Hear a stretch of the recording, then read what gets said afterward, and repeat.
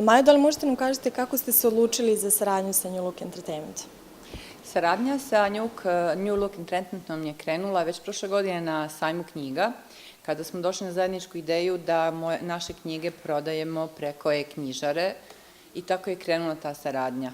Nekako se nametnulo samo da napravimo nešto više, nešto drugačije, nešto novo i izazov su bile moje kviz knjige, koje su u formi pitanja i odgovora i New Look je sasvim to lepo napravio u formi aplikacije.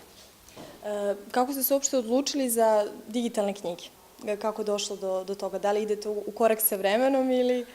Pa, digitalna knjiga je neminovnost i mi odrasli sve više čitamo knjigu u digitalnoj formi, a mi smo hteli taj naš sadržaj naših izdanja, koji je edukativan sadržaj, u stvari teme su različite, bezbednost u saobraćaju, zdravlje, upoznajte Srbiju, kretanje u školu, matematika i 30-ak izdanja imamo.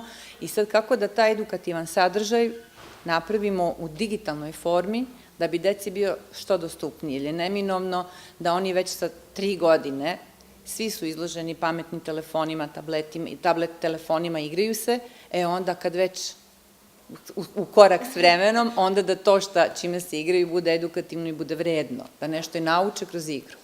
Dobro, i sada kada je sve prošlo, da sumiramo utiske, da li ste zadovoljni kako je protekla saradnja i da li je sve prošlo kako treba?